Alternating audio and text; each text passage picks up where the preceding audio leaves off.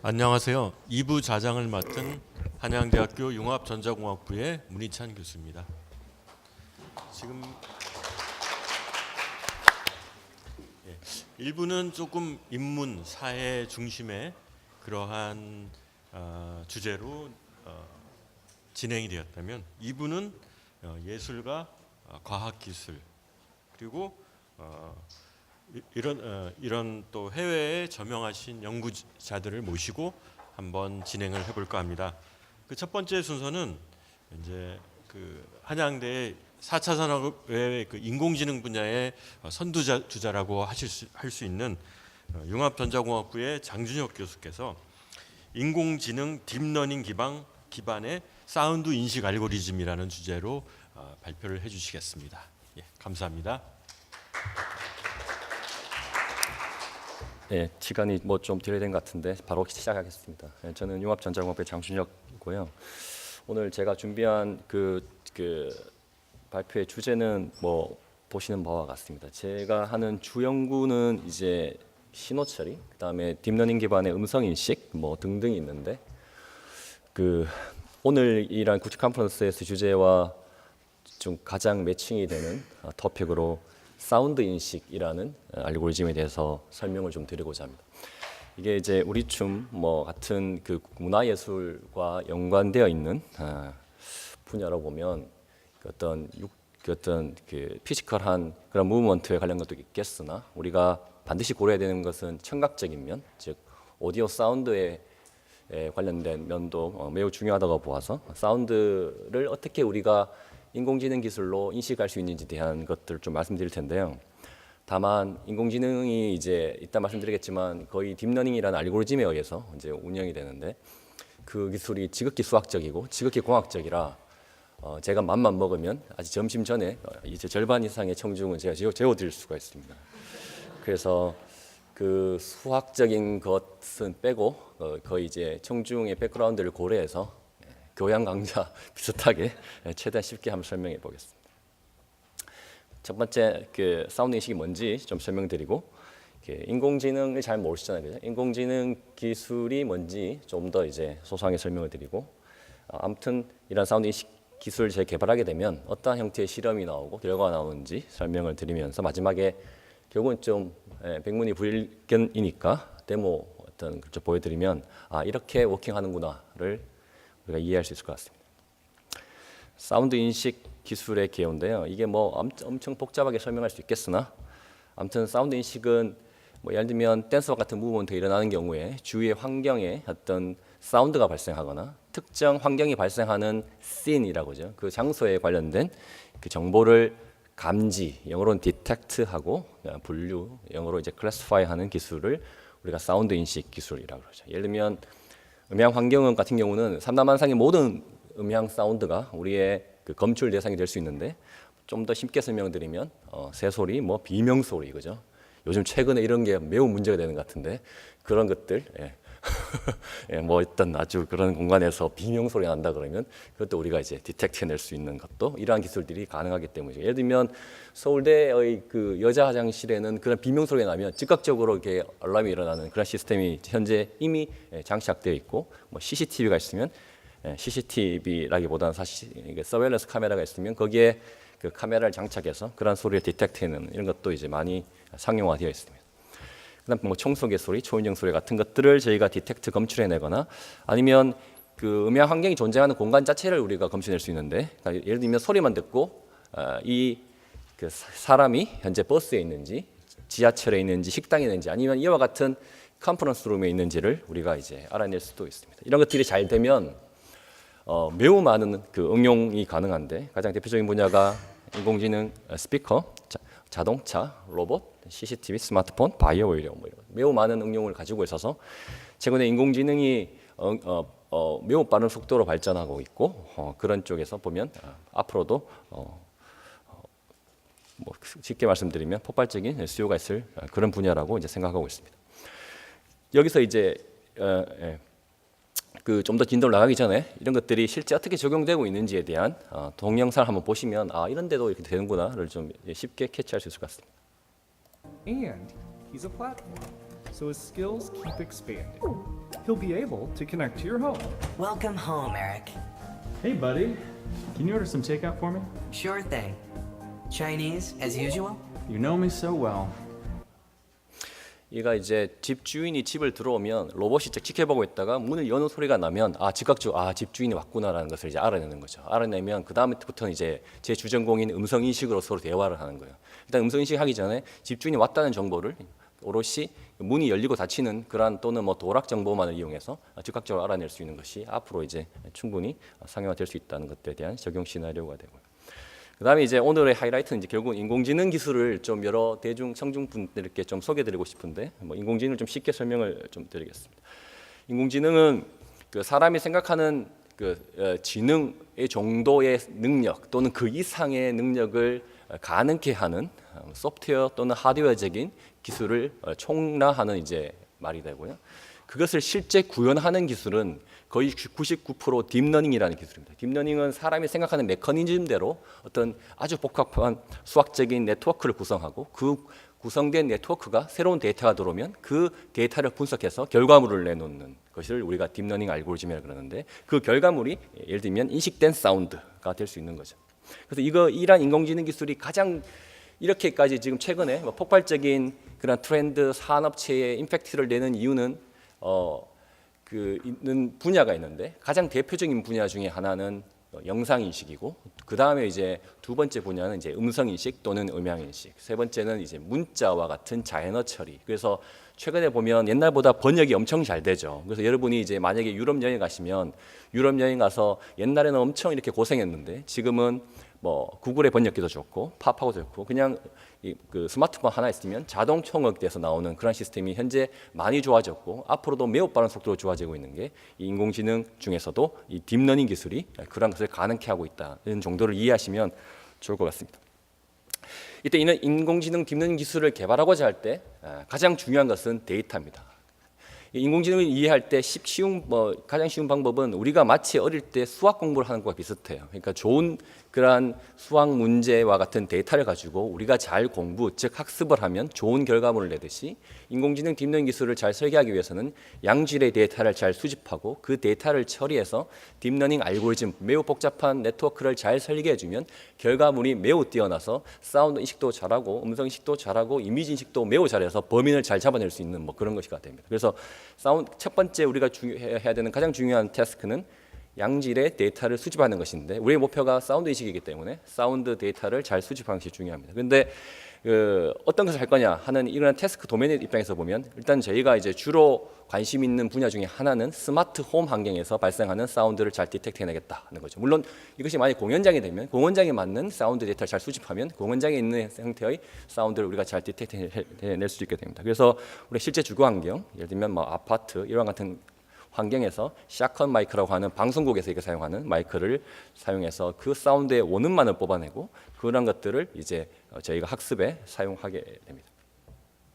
실제 저희 학생들이 실제 아파트에서 사운드 데이터를 수집하는 모습을 보여주고 있고요. 저러한 엄청난 노력을 끝에 양질의 그리고 많은 데이터를 수집하게 되면 그것으로부터 저희가 딥러닝 알고리즘을 설계할 수 있는 이제 준비가 되게 됩니다.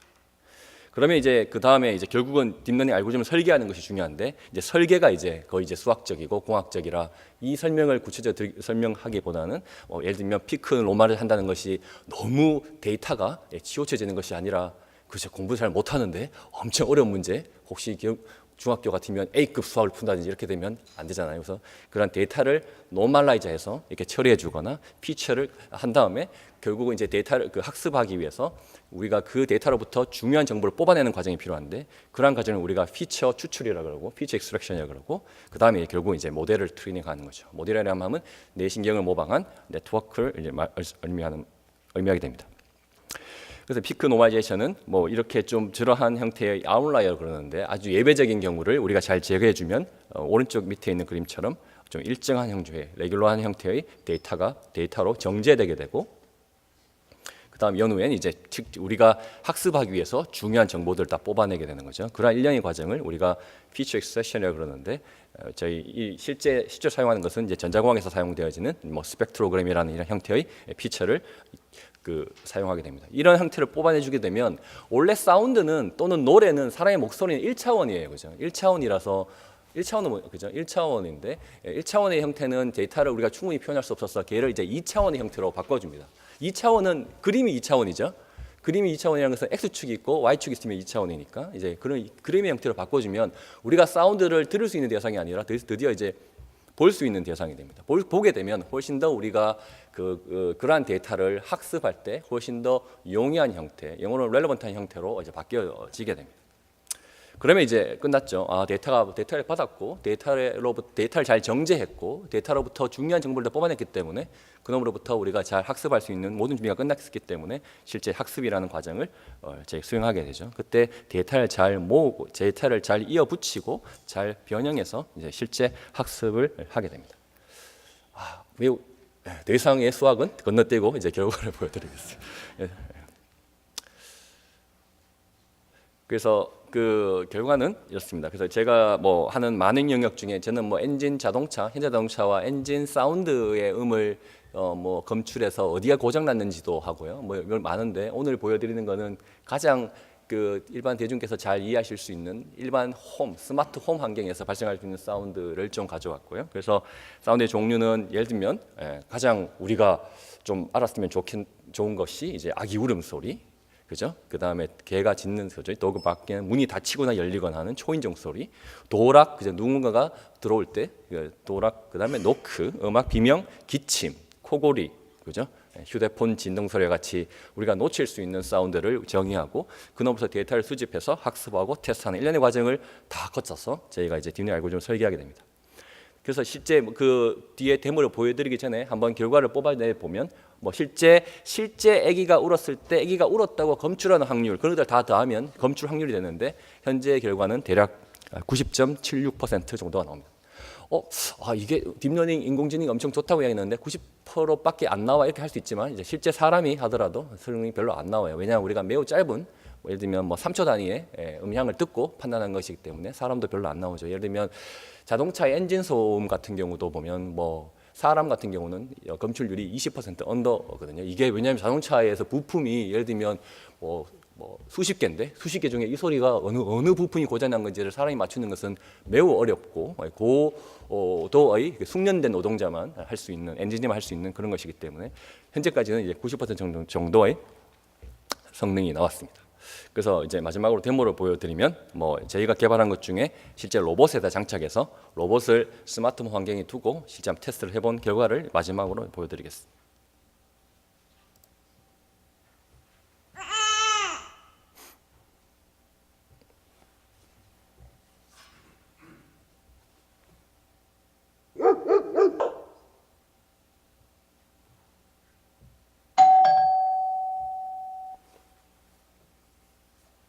How many children do you have present today?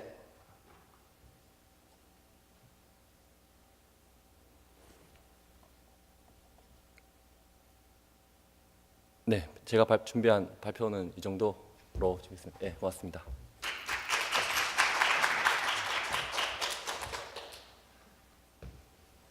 너무 쉽게 설명하셨네요. 아주 재미있는 데모 감사합니다. 이 발표에 대해서 같은 과에 계시는 남상훈 교수님께서 지정 토론해 주시겠습니다. 네, 아주 쉽게 설명해서 감사합니다. 같은 과에 있지만 하도 바쁘셔서 제가 이 강의를 들어보지도 못했는데 여기 와서 들어서 영광입니다.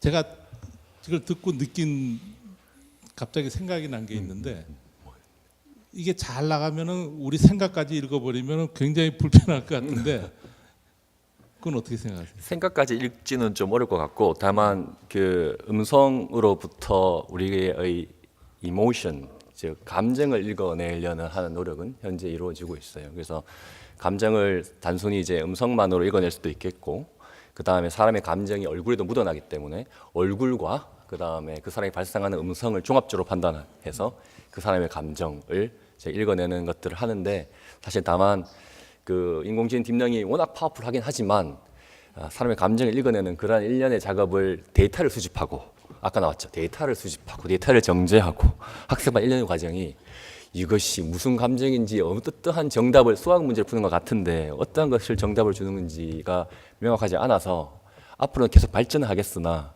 다른 분야에 비해서 발전 속도 좀 더딜 가능성은 있습니다. 느릴 가능성은.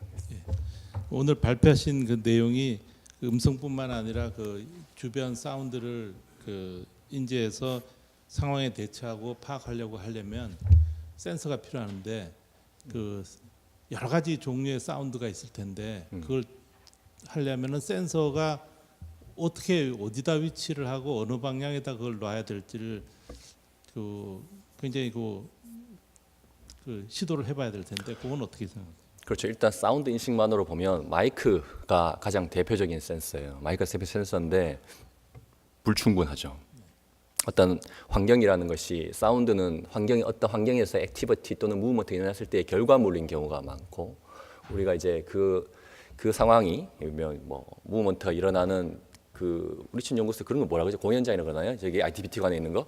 뭐 그런 환경에서의 보면 그런 것들은 결과물인 경우가 그러면 첫 번째 마이크로폰을 어떻게 설치하냐가 상당히 중요한 이슈예요. 제가 이제 뭐 실제 그 삼성전자나 그런 쪽에와 이제 일을 같이 하고 있으면 보면 그런 마이크로폰을 위치하는 것에 대한 헤게모니 싸움도 상당히 심하죠. 예를 들면 AI 스피커 같으면 그냥 저 가운데 하나 두고 하면 되는데 그것이 이제 또 성능에 또 한계가 있을 수도 있고 하니까 지금은 AI 스피커 같이 중앙 집중적으로 주자는 파가 하나의 그룹이 있고 지금 집에 가면 전부 가전기기가 있으니까 TV 또는 냉장고, 에어컨 같은 가전기기가 있으니까 그러한 기기에다가 전부 다 마이크로폰을 다 설치해서 그런 형태의 일종의 그 분산된 영어로는 디스트리뷰트된 형태의 그 배치가 중요할 수 있다라고 하고 마이크만으로 부족하니까 당연히 카메라 같은 거 달아야 될 것 같고 또는 온도 센서 뭐 이런 거죠. 온도의 변화가 있을 수 있으니까 그 다음에는 레이더 센서.